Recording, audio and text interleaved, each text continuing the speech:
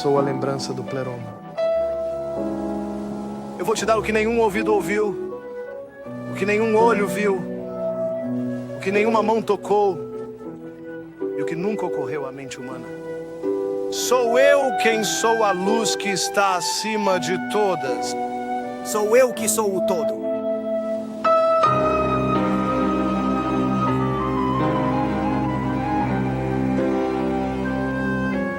Já que foi dito que você é meu gêmeo e verdadeiro companheiro, examine se você pode entender quem você é. Eu sou o conhecimento da verdade.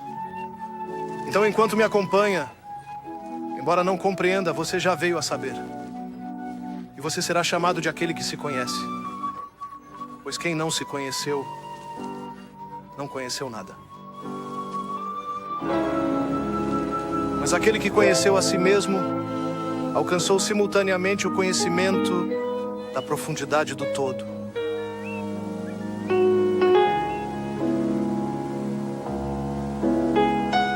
Quando essas palavras, atribuídas a Jesus, foram registradas pela primeira vez nos textos gregos e coptas, a palavra para conhecimento era gnos. Aqueles que tinham conhecimento eram gnósticos.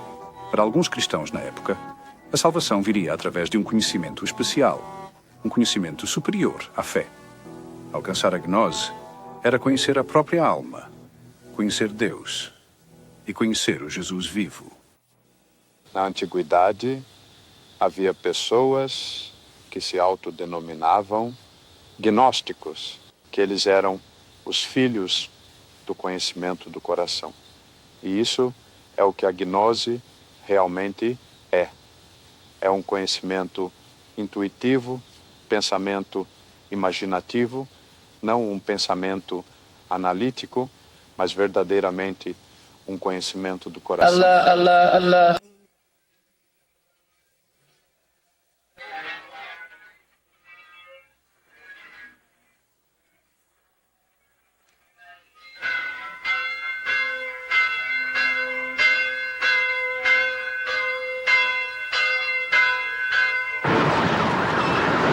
Onde quer que a humanidade tenha buscado a verdade secreta do mundo e o lugar do homem dentro dele, temos debatido se o verdadeiro conhecimento e compreensão são encontrados apenas dentro de si, ou pela fé que temos em nossos deuses, através da religião. Esta série traça a tradição da gnose, pelo menos tão antiga quanto o cristianismo, sendo parte da tradição cristã e denunciada pelos cristãos como heresia. O cristão espera a salvação de Deus através da aceitação fiel do Evangelho. O agnóstico não tem gnose, ou conhecimento de que há alguma salvação, ou qualquer Deus. Mas o gnóstico quer confirmar a fé com a experiência pessoal do conhecimento. Em meados do segundo século, os gnósticos achavam que eram os verdadeiros cristãos. Por toda a igreja cristã, seus inimigos os condenavam por oferecerem o desafio de um ensinamento secreto. Mas poucos registros de sua existência sobreviveram. Apenas agora, depois de quase 2000 anos, suas escrituras cristãs gnósticas originais foram encontradas. Entre elas, até mesmo evangelhos gnósticos, registrando as palavras e ensinamentos de Cristo. Agora, podemos considerar se o cristianismo ignorou e rejeitou no gnosticismo algo de seu próprio coração. A história dos gnósticos corre como um pulso sob a superfície da história de toda a era cristã. Ela começa, como outros mistérios humanos, nos desertos às margens do Nilo, com uma descoberta. A descoberta ocorreu completamente por acidente em 1945. A descoberta foi feita por um camponês árabe que vivia em uma vila pequena perto da cidade de Nag Hammadi, no Alto Egito, e seu nome, claro, era Muhammad Ali. Na verdade, Muhammad Ali al-Samman. Ele e cerca de 7 outros cavaleiros de camelo estavam ao pé do penhasco, escavando para encontrar fertilizante, e depararam-se com este jarro. Muhammad Ali diz que eles desenterraram e descobriram que era um grande jarro de barro, com cerca de 2 metros de altura. Quando ele quebrou, ele tirou os livros, afirma que os dividiu entre os condutores de camelos, o que é uma razão pela qual alguns foram rasgados. Não se pode dividir 13 livros em 8 partes facilmente. E ele disse que viu ouro, sabe? Pedaços de ouro flutuando no ar. Mas para sua grande decepção, eram apenas pedaços de papiro antigo que se despedaçaram quando o jarro foi quebrado. O 13º livro. Encadernado e O ferramentalizado, couro continha os chamados Evangelhos Gnósticos, os Evangelhos de Tomé e Filipe, o Evangelho da Verdade e o Evangelho dos Egípcios, entre 52 textos separados de poesia e escritura, agora conhecidos como os Códices de Nag Hammadi. É a herança espiritual dos cristãos gnósticos no Egito, cujas ideias religiosas foram rejeitadas à medida que o cristianismo se desenvolveu.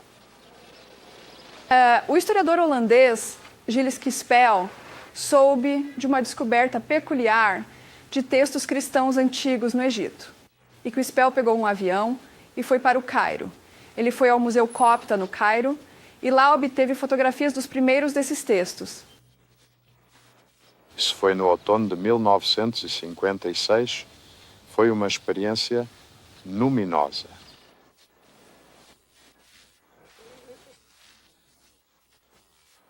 Ter diante de si um texto que você não entende de forma alguma e reunir esses personagens e relacioná-los com a história. E toda vez que aparecia, Jesus disse, Jesus disse. E a primeira coisa que ele leu foram as palavras. Estas são as palavras secretas que o Jesus vivo falou. E seu irmão gêmeo, Tomé, as escreveu. Estas são as palavras ocultas que o amado Jesus falou e Dídimos, Judas, Tomé, escreveu. E ele disse: quem quer que encontre o significado destas palavras não verá a morte. Aqui temos documentos autênticos dos próprios gnósticos e não relatos sobre eles, como... Até agora tínhamos principalmente pelos padres da igreja que combateram o movimento e tentaram desacreditá-lo. Aqui temos sua voz autêntica. Encontrar um evangelho desconhecido de Tomé, entre a coleção mais antiga de manuscritos cristãos já encontrada, foi uma descoberta única para Kispel. Ao interesse histórico se somou a pergunta se esse evangelho poderia ser um verdadeiro registro das próprias palavras de Cristo. Então, no fundo da sua mente, você sempre tem a ideia de que pode haver uma palavra desconhecida e ainda assim autêntica de Jesus, porque em quase 2000 anos de tradição cristã, nunca foi descoberta uma coleção de ditos desconhecidos.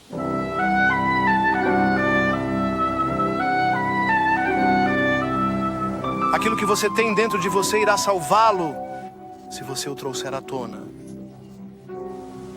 Se você não expressar o que tem dentro de si, o que não O quarto irá expressa... destruí-lo. Este céu passará, e o que está acima dele também passará. Os mortos não estão vivos, e os vivos estão mortos. Eu não vou morrer. A descoberta de escrituras contendo novos ditados de Cristo ameaçou desafiar a aceitação tanto da própria Bíblia quanto da história cristã. A história do cristianismo sempre foi contada como se houvesse apenas Jesus e os discípulos. E então as pessoas continuaram ampliando o que eles disseram. É uma narrativa única. É realmente quase entediante. Mas agora que se tem outros textos, descobrimos que o movimento cristão primitivo era muito mais múltiplo, muito mais pluriforme, muito mais complicado, com facções lutando entre si e pessoas discordando sobre o que Jesus disse, o que ele quis dizer ou o que isso significava para elas. E agora acho essa diversidade muito mais empolgante, muito mais humana, um retrato. E isso levanta questões que surgem para qualquer pessoa que pensa sobre a tradição cristã de uma maneira muito mais vital. O filósofo Hans Jonas publicou um estudo sobre o gnosticismo antigo na década de 1930. O apelo filosófico do gnosticismo estava no seu radicalismo escandaloso, ao debater questões teológicas, contestando o dogma cristão emergente e desenvolvendo ideias religiosas mais relacionadas à experiência do que à fé. Os gnósticos foram talvez os primeiros filósofos modernos. O homem está sempre destinado a fazer tentativas de interpretar seu próprio ser, sua própria existência, sua situação, e sua relação com o universo das coisas, como ele se posiciona na totalidade das coisas. E esta pergunta sobre as primeiras e últimas coisas, o começo e o fim, e a natureza da alma, e sobre o bem e o mal, tudo isso é algo que desafia os pensamentos do homem. E aqui estava um caso onde as pessoas abordaram isso de forma grandiosa. Eles foram os primeiros, talvez, a tentar dar uma resposta universal a tudo isso junto e uni-lo em uma grande visão.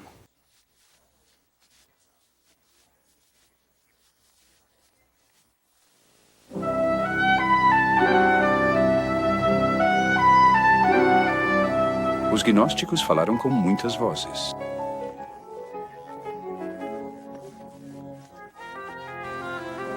Os códices de Nag Hammadi são talvez pouco mais que uma amostra aleatória de suas ideias, que herdaram fragmentos de religiões pagãs, judaicas e orientais.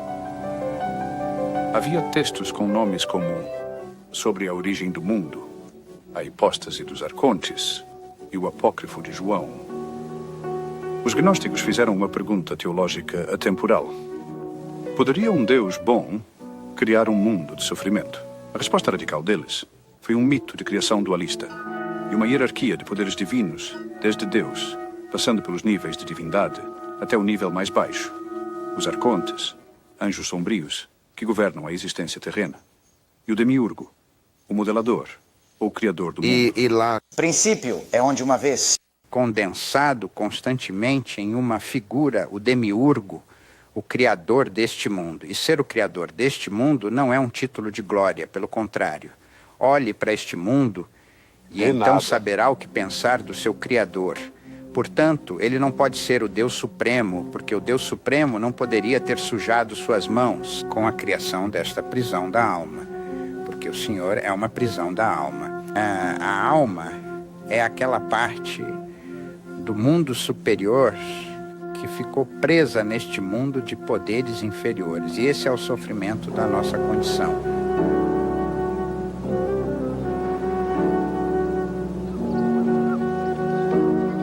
Eu acreditava que a vida era, em primeiro lugar, trágica.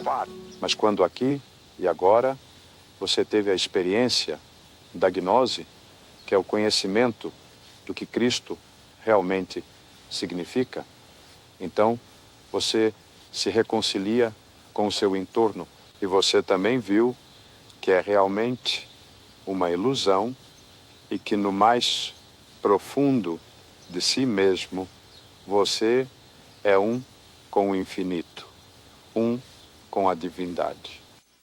Os cristãos ortodoxos e os judeus consideram isso como um tema principal, certo? Que Deus é diferente da humanidade, pois Deus é o Criador e nós somos suas criaturas, e os dois são enormemente separados.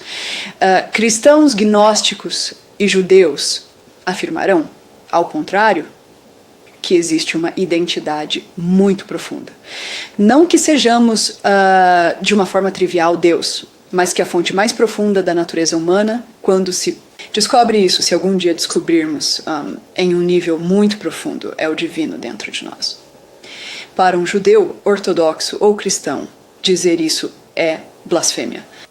A descoberta de Nag Hammadi incluiu orações, como o Trovão, Mente Perfeita, um fragmento da República de Platão, um tratado filosófico hermético, o discurso sobre o oitavo e nono, os evangelhos de Filipe e Tomé, o evangelho dos egípcios, uma obra de mitologia esotérica, e o evangelho da verdade, uma meditação poética sobre a experiência religiosa pessoal. Descreveu a situação do homem como um pesadelo, como um mau sonho, em que ele tenta assassinar outras pessoas, e suas mãos estão cheias de sangue, ou ele está morrendo. Eles estão na busca de si mesmos, e ele não pode escapar até receber gnosis. Essa descrição do pesadelo é absolutamente maravilhosa e descreve a situação do homem em um mundo trágico. E por outro lado, há a imagem no mesmo Evangelho da Verdade de um homem como um alpinista que perdeu o caminho e está no nevoeiro. E então, não sabe para onde ir, para onde deve ir, de onde vem. E então ele ouve seu nome ser chamado. E então ele sabe, eu tenho que ir para lá. Então ele vai. Então gnosis, um gnóstico, é um homem que sabe, que percebe o que ele é, de onde vem e para onde vai. Enquanto o cristão ortodoxo ora a Deus, o gnóstico é conduzido em direção à gnose, em um diálogo imaginado com o Jesus vivo. O que especulamos é que o cristão gnóstico está sentado ali com o dito de Jesus. A cada dia basta o seu mal, sabe? E então, meditando, rezando, seja o que for. E esse diálogo interno sobre o dito se torna o diálogo daquela pessoa com o Salvador. Eles parecem dar muita importância em afirmar que possuem ensinamentos autênticos de Jesus e Paulo. Por outro lado, acreditam que inventar os próprios ensinamentos é evidência de gnoses. O Evangelho de Tomé contém uma sequência das palavras de Jesus. O Evangelho de Filipe é um ensaio sobre a libertação gnóstica do mundo da tragédia. No livro de Tomé, o Contendor, o mesmo tema é expresso em palavras atribuídas ao próprio Jesus. Na verdade, quanto a esses mortais cegos e miseráveis, não os estime como homens, mas considere-os como bestas. Pois assim como as bestas devoram umas às outras, também homens desse tipo devoram uns aos outros. Homens de negócios e comerciantes não entrarão nos lugares do meu Pai. Eles são privados do reino, já que amam a doçura do fogo, e são servos da morte, e correm para as obras de corrupção. Eles cumprem o desejo de seus pais e se alegram com a preocupação por esta vida, com loucura e desvario. Alguns seguem esse desvario sem perceber sua loucura, pensando que são sábios. Eles são enganados pela beleza do corpo, como se este não fosse perecer. Eles são frenéticos.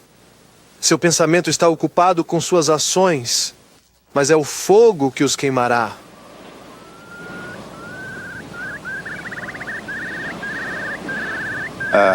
Gnose significa conhecimento, e é, claro, um conhecimento secreto.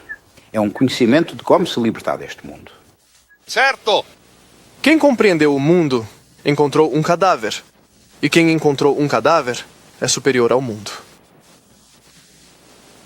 Se a carne surgiu por causa do espírito, isso é um milagre. Mas se o espírito surgiu por causa do corpo, é um milagre dos milagres. De fato, estou impressionado com como o grandioso fez sua morada nesta pobreza.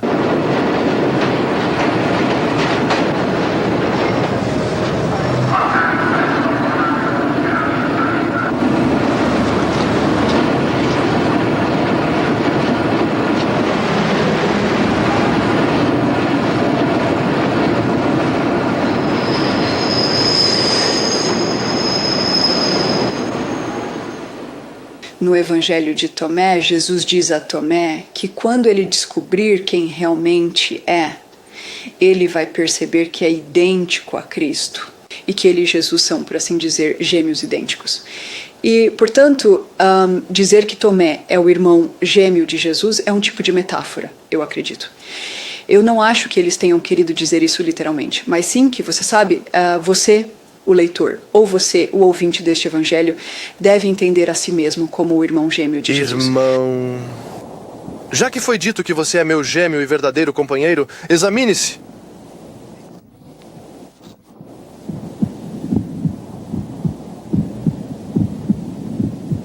Examine-se.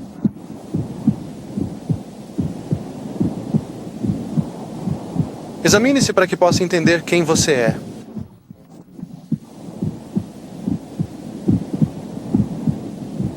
E você será chamado de aquele que se conhece a si mesmo.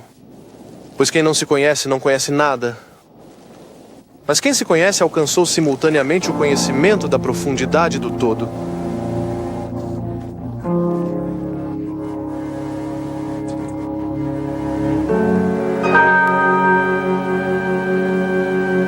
Era da essência espiritual da gnose rejeitar a fundação rígida sobre a qual uma igreja estava sendo construída. Essa oposição se tornou mais perigosa à medida que a igreja copta crescia no Egito e o cristianismo se espalhava pelo Mediterrâneo, apesar da perseguição do Império Romano.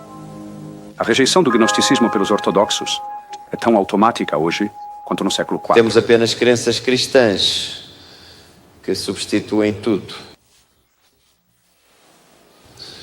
Toda crença ou dogma que formava uma contradição com o cristianismo era, é claro, cancelado.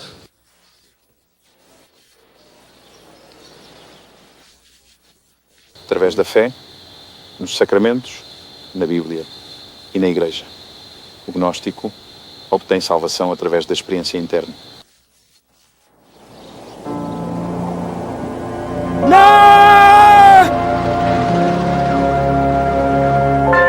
Examine-se.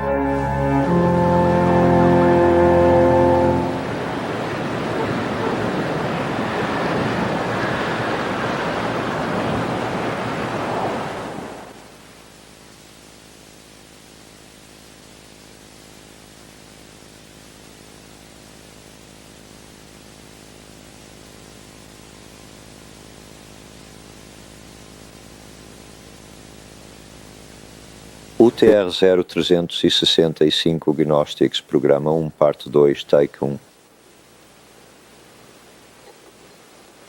10 segundos.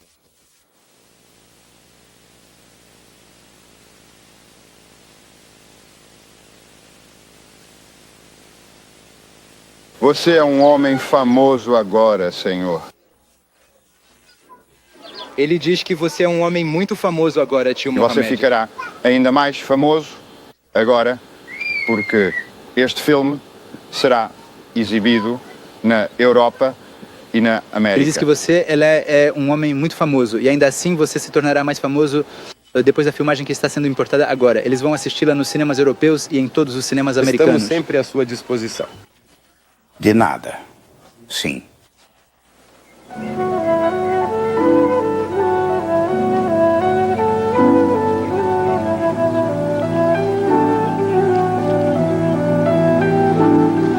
Já se passaram 42 anos desde a descoberta acidental de Muhammad Ali, dos textos cristãos mais antigos completos jamais encontrados. Somente agora é que o impacto dessa descoberta está sendo sentido.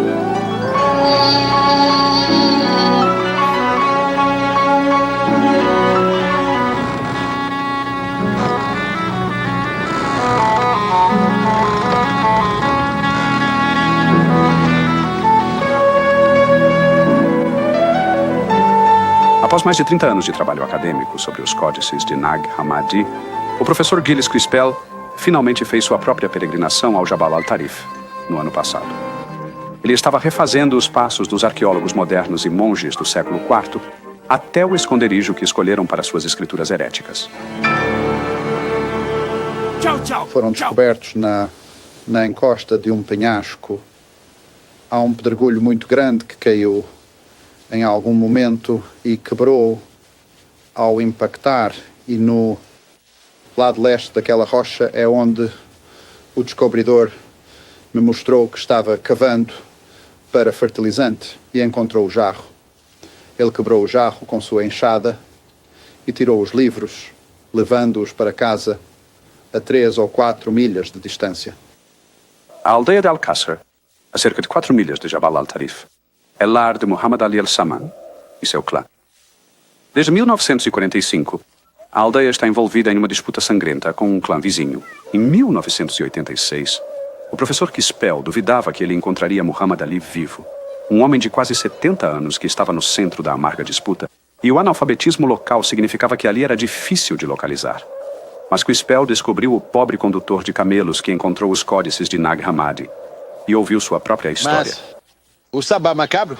Sabá Macabro? Sim?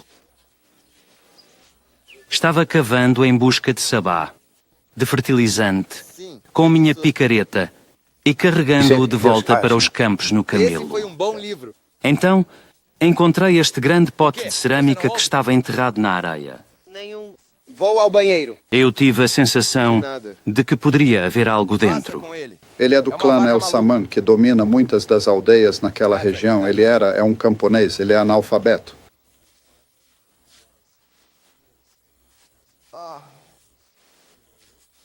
Ele é muçulmano, trabalhava como motorista de camelo para um policial de classe média E na geração dele isso era típico. Os policiais eram de colarinho branco. E os muçulmanos eram os trabalhadores braçais. Na próxima vez que eu te vir, vou te Voltei matar. mais tarde no mesmo dia e quebrei o pote. Eu quebrei exatamente no lugar onde o encontrei. Achei que poderia haver um espírito maligno lá dentro. Um gênio. Nunca tinha visto nada assim antes. Eu quebrei o pote sozinho. E dentro encontrei estes livros antigos. Então chamei os outros para verem. Eles disseram que não queriam nada a ver com esses livros.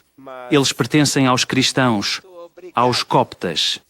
Eles disseram que isso não tem nada a ver conosco. Alguns dos papiros são tão leves que se você pegasse uma folha na mão e baixasse a mão, ela cairia do papiro. Flutuar pelo ar. Eu adoro. É tão leve.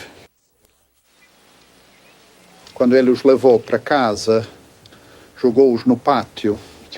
E sua mãe usou parte do papiro para aquecer o forno de barro no jardim, onde eles assavam pão.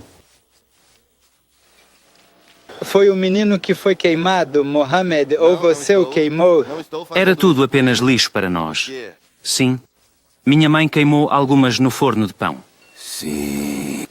Mas o professor Robinson editou uma edição especial do jornal acadêmico biblical Archaeologist, dedicada inteiramente à descoberta de Nag Hammadi. Pela primeira vez, Muhammad Ali viu fotografias de si mesmo. Paz. Como está se sentindo? Sou eu, Este é Muhammad Ali Mohamed Ali Salman. Salman. Este é o nome dele, sim. Obrigado. Este é meu pai. Valeu. Esta é minha mãe. E essa é a minha mãe. Você é minha. Muito obrigado. Foi lá que encontrei os livros. No Jebel, Meu pai à foi montanha. espancado. Ele matou meu pai. E depois? Depois ele matou meu pai. Você realmente matou seu pai? Sim. Um dos habitantes da aldeia de Hamra Dun matou meu pai. Então, foi decidido que eu deveria matar o assassino dele em vingança. Eu o matei e, com minha faca, arranquei seu coração e o comi. Não, então, eu estou falando sobre quando eu encontrei essas coisas. E então, quando bati nesse cara, eu fiquei preso. Você. Fiquei preso. Eu estava na prisão por causa do assassinato. E quando saí, descobri que minha mãe tinha queimado muitos daqueles papéis velhos. Mais tarde, vendi um livro. Todos os outros tinham sumido. Recebi 11 libras egípcias por ele. A intérprete do professor Quispel perguntou a Muhammad Ali se ele tinha algum arrependimento sobre o que aconteceu quando encontrou os livros. Onde você guarda as suas Não. coisas, eu não tenho nada. Eu não ligo. Onde você guarda as suas coisas? Eu não Na dou a casa mínima de pra ele. Nem passa pela minha cabeça pensar nisso. Sua descoberta mudará a mente de milhões. Ele diz que a sua descoberta irá mudar a mentalidade de milhões. Estou muito satisfeito em conhecê-lo. Estou muito grato por ele ter visto você e conhecido você. Sim, cara, isso parece triste. Salam. Assalamu alaikum.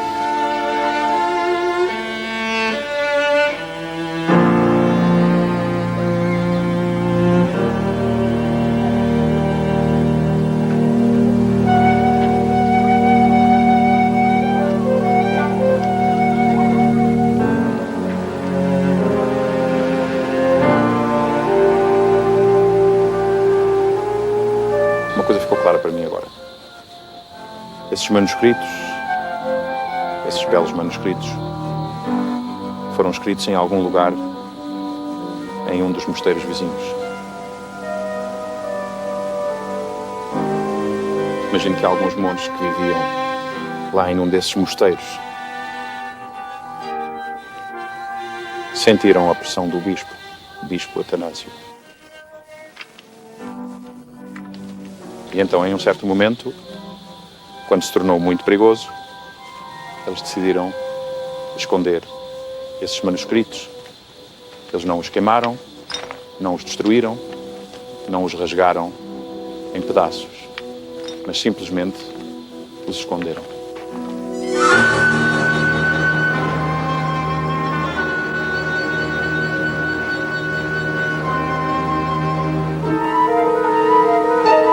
Espera aí.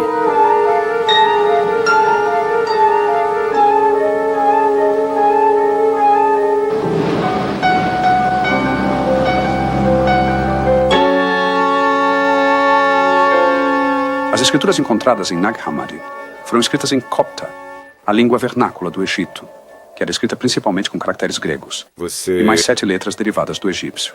Hoje, ela sobrevive entre a minoria cristã copta do Egito e nas igrejas coptas. O atual patriarca copta, Sua Santidade Papa Shenouda III, é o sucessor atual de São Marcos, que fundou a Igreja Copta. A Igreja Copta é a Igreja egípcia. A palavra copta e a palavra Egito têm a mesma raiz e origem.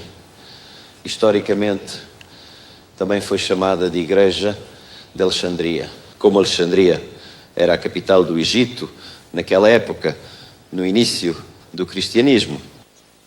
Por séculos, o Egito foi a encruzilhada do Oriente e Ocidente para o conhecimento, bem como para o comércio. O principal porto grego de Alexandria tornou-se uma fortaleza marítima do Império Romano, com um anfiteatro e catacumbas. Embora os imperadores romanos perseguissem os cristãos, Roma acabou se tornando o centro da crescente igreja cristã. O autor gnóstico egípcio Valentim viajou de Alexandria para a Itália, onde quase se tornou bispo de Roma, por volta do ano 150 d.C. Se ele tivesse conseguido, toda a história do cristianismo poderia ter tomado uma direção radicalmente diferente. Os valentinianos, tanto quanto sabemos pelo que restou, consideravam a fé como o passo inicial essencial na vida cristã. O primeiro passo. A primeira coisa que uma pessoa faz para se tornar cristã é descobrir a fé em Jesus Cristo. Ser batizada, ter seus pecados perdoados e unir-se à igreja cristã. Só depois disso começariam, mais ou menos como algum tipo de círculo teológico secreto diria. O que você realmente acha que significa, por exemplo, Jesus ter morrido na cruz? Ou o que você realmente acha que significa que Deus criou o mundo? Eles pensavam que a fé é o primeiro passo, gnose é o segundo passo. Avanço lógico disso.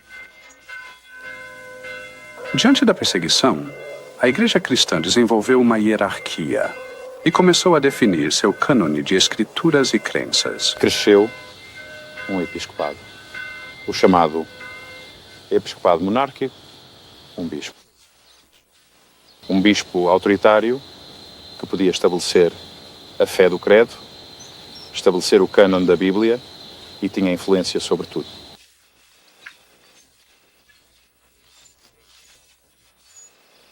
Os bispos tinham o poder de investigar e denunciar a heresia, onde quer que a encontrassem.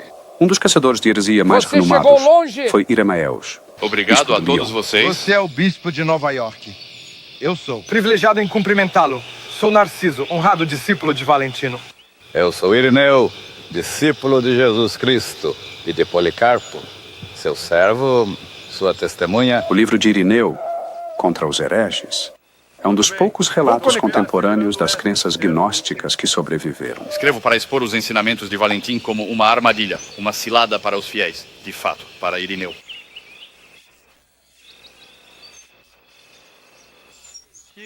Sim, e seus companheiros bispos cristãos, o êxtase foi um alvo automático. Eu desejo compreender, entender, por que você é indiferente aos comandos do seu bispo e dos apóstolos? Vivemos aqui e amamos a apóstolo. Resolveu. Em particular, Paulo, o abençoado Paulo, que teve um prognóstico do Salvador. À medida que os cristãos eram mortos nas arenas do Império Romano, a igreja emergente no Egito, assim como em Roma e na França, teve que purgar seus radicais divisivos.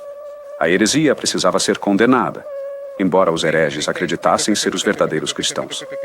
Sim, já ouvi muito essa alegação. É uma alegação de um ensino secreto, não é? Afinal, ser cristão era ser membro de uma seita ilegal. Alguém poderia ser preso, torturado e condenado à morte em público se não fosse sortudo o suficiente para ser um cidadão romano, ou simplesmente decapitado se tivesse essa sorte. Então, a questão, quando se pertence a um movimento perseguido como esse, é se as pessoas vão se manter firmes. Todos juntos quando estiverem em perigo. Se todos nos tornássemos gnósticos, onde estaria a igreja? Não haveria uma testemunha confiável perante César. Um diria uma coisa e outro outra, e logo nos tornaríamos todas as coisas para todos os homens e não cristãos de forma alguma. O que o bispo Irineu fez divino, foi se esforçar muito para provar que os gnósticos não faziam realmente parte de nós. Ele disse: eu sei que eles dizem as mesmas coisas que nós, E eles vêm ao credo e participam dos serviços e dizem o mesmo credo e parecem exatamente como todos os outros, mas na verdade eles não são. A heresia gnóstica incluía o uso de imagens femininas para se referir tanto ao Espírito Santo quanto à sabedoria divina, ou à Santa Sofia. Os gnósticos também permitiam profetisas, não por causa do feminismo, mas porque o corpo era irrelevante em comparação com a alma. Seus inimigos, já se tornando conhecidos como cristãos ortodoxos ou católicos, acusavam os gnósticos de serem sedutores. Parte das suas técnicas de sedução é usar imagens femininas para Deus. Outra forma que a sedução tomou foi convidar mulheres, membros dos gnósticos, a participar, por exemplo, na leitura das escrituras, na profecia e na fala dentro do grupo, da mesma maneira que os homens. Você vê uma luta entre os gnósticos e os católicos. Na igreja primitiva, as mulheres podiam ser profetisas, exercer ofícios, esse era o ofício da igreja, e então os gnósticos aceitavam isso. Uma mulher poderia... seja um bispo. Uma mulher poderia ser uma sacerdotisa. Por que você realiza eventos não autorizados? A igreja tinha razões para ser cética em relação aos gnósticos. Os gnósticos haviam abandonado a ideia do Deus pessoal do Antigo Testamento e encontrado dentro de si o Deus desconhecido. E então, eles tiveram uma experiência pessoal. Descobrimos a verdade sobre a liberdade. A liberdade que o Salvador nos concedeu. Liberdade que compartilhamos. Por que você deseja? Para nos escravizar novamente. Novamente não, Narciso. Desejo apenas levá-lo à humildade e obediência. Jensen. Cristo, que é a própria marca da humildade. A luz dentro de um homem de luz. E ele ilumina o mundo todo. Se ele não brilha, está na escuridão. Assim diz o Evangelho de Tomé. Mas existem apenas 4 evangelhos. Toda a igreja admite 4 evangelhos. Por uma razão muito boa, os 4 cantos do mundo. O telefone. Ventos, as 4 alianças com o Senhor. Apenas os gnósticos querem mais. Não é suficiente para a autoestima do homem. Salvação nestes. A experiência religiosa pessoal era o que importava para eles, enquanto que para a Igreja Católica o que importava era a obediência ao bispo. Do que você tem tanto medo? Não do Pai, mas do Demiurgo, o Criador, que transformaria a verdadeira igreja em uma casca, com regras para assembleias autorizadas e bispos que buscam destruir o que não entendem. Narciso, o homem mais simples, entende Cristo, mas é confundido por Valentim. O homem simples é edificado pelo amor e compreende a humildade. Este é o verdadeiro conhecimento do coração. Se você continuasse, a igreja cairia e este homem simples seria privado do reino. Você consegue entender isso, Narciso? Você consegue entender isso? Eu entendo. Você teme a liberdade do evangelho que prega. Quanto tempo, me pergunto, até que não sejam seus irmãos que são perseguidos, mas os meus irmãos que são perseguidos por você e você.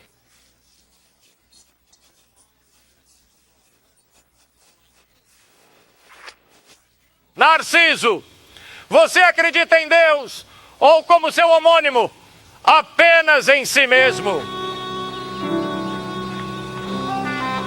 Bispos como Irineu conseguiram expulsar a heresia gnóstica da igreja, onde quer que ela estivesse se organizando em Roma, Leão e nos centros cristãos, dentro do Império Romano.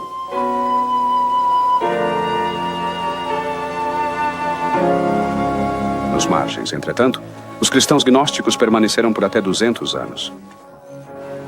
Na Comade fica a cerca de 500 milhas, ao sul de Alexandria, onde a igreja copta foi fundada.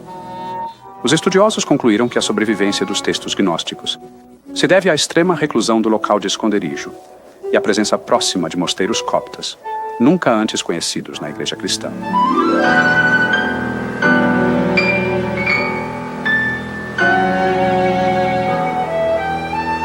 O primeiro monge do mundo. cujo título é o pai de todos os monges, Santo António, era um copta do Alto Egito. O monasticismo começou no final do século VI, mas começou a florescer no início do século IV. São Baco, o pai de todos os monges, era um copta do Alto Egito. Ele começou a reunir grupos de monges em um lugar, em um edifício, cercado por uma cerca, dando a cada pessoa um tipo de trabalho que fosse adequado para ela. E São Baco, a primeira pessoa a estabelecer mosteiros e instituir regras para a vida monástica, também foi um copta do Alto Egito.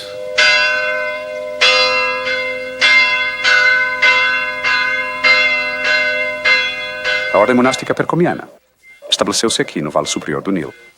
No meio da aldeia primitiva de Falkibli encontram-se as ruínas do que pode ser o mosteiro original de São Perchome, a apenas alguns quilómetros ao longo do Nilo, das falésias, onde os códices foram descobertos. Deve ter havido alguma comunidade gnóstica nas proximidades, e há uma referência na vida de Pacómio a debates com filósofos.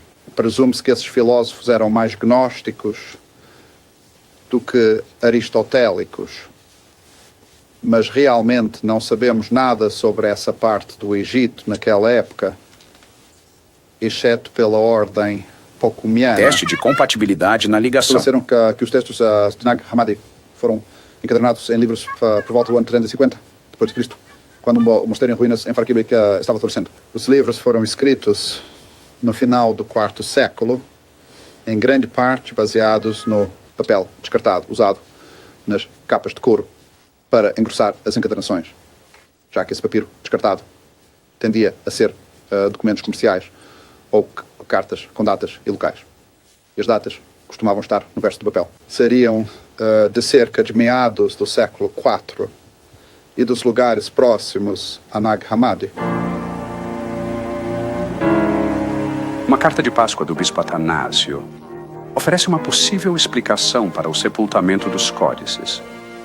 O bispo não apenas definiu o ensino que deveria ser incluído no cânone da igreja, e assim na Bíblia, mas baniu todo o resto. Isso pode ser um fetiche complicado e uma tendência agora aqui, entre nós. E é isso que o Evangelho diz. Você não deve ser uma prostituta, mas uma prostituta. Você não deve ser uma prostituta, mas uma prostituta.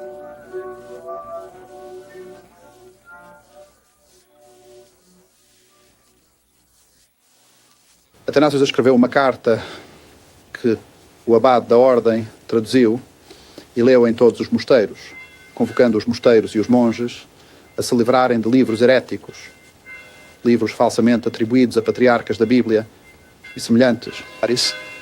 E muitos dos nossos textos poderiam se encaixar nessa descrição. Portanto, deve ter havido algum tipo de heresia viva nos mosteiros, ao menos em suas bibliotecas. As escrituras gnósticas dos monges eram heréticas. Pham e sua exclusão ajudou a definir as escrituras aprovadas na forma dos testamentos Antigo e Novo que herdamos hoje. O material ofensivo ficou enterrado por quase 1.600 anos após os monges em Falkirkney o terem escondido. Não para que nós as encontrássemos, mas sim para que essas escrituras sagradas, que tinham algo muito especial, qualidade, uma santidade inerente da qualidade, que essas esculturas não devem ser destruídas.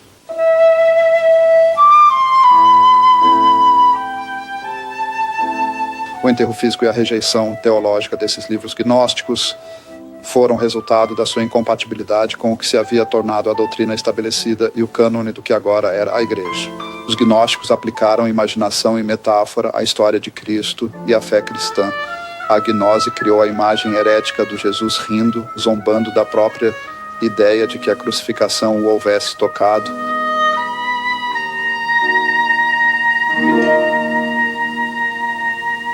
Eu não morri na realidade. A minha morte que eles acham que ocorreu aconteceu para eles em seu erro e cegueira, já que pregaram o seu homem à morte. Sim, eles me viram, eles me puniram, Não era eu, mas estava me regozijando na altura sobre toda a riqueza dos arcontes, e de sua prole, de seu erro e seu julgamento vazio, e eu estava rindo de sua ignorância.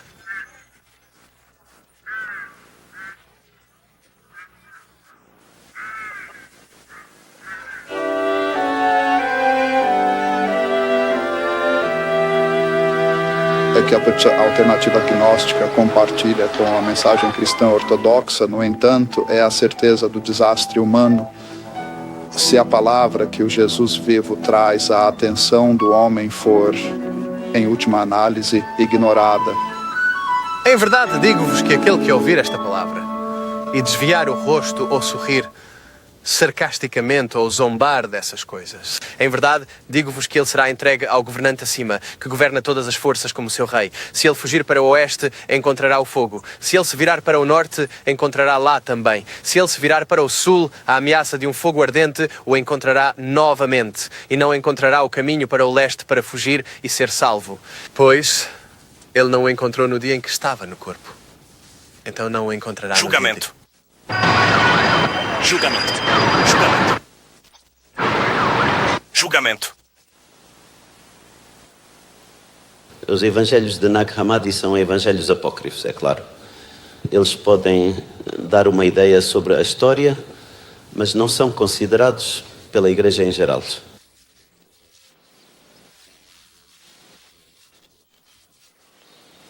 Eles não são considerados autênticos. Não, claro. O cânone cristão foi definido há 1.600 anos.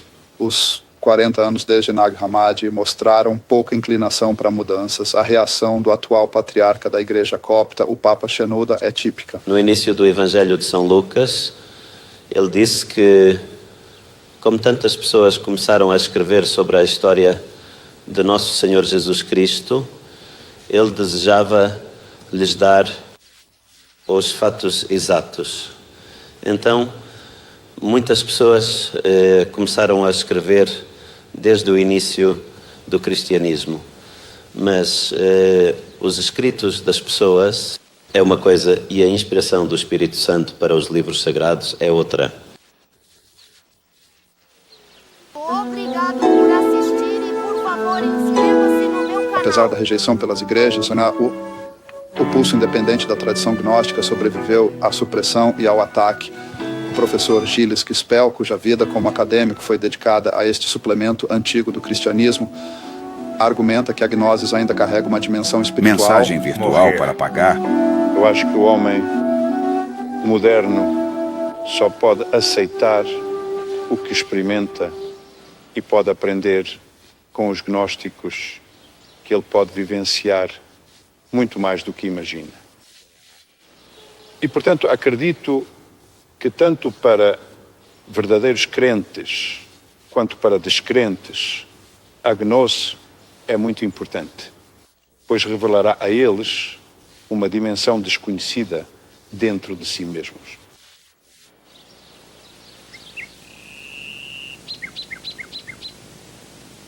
Aquilo que você tem dentro de si o salvará se você o manifestar. Se você não manifestar o que há dentro de você, o que não manifestar o destruirá. Bem-aventurados os solitários e eleitos, pois encontrarão o reino, porque dele vocês são, e a ele retornarão. É que tornem-se transeuntes. Apressai-vos a ser salvos sem serem pressionados. Em vez disso, sejam ansiosos por conta própria.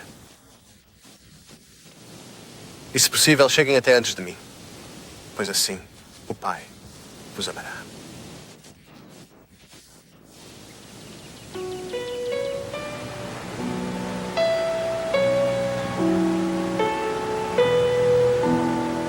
Drama, derramamento de sangue e ação militar pontuam a história dos cátaros franceses, cristãos gnósticos que rejeitaram os dogmas e a autoridade da Igreja Católica Romana nos séculos XII e XIII.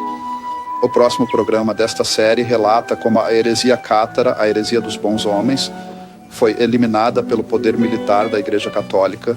1000 anos depois, os cátaros não tinham conhecimento dos textos egípcios, mas o impulso gnóstico também os inspirou a buscar o conhecimento do coração.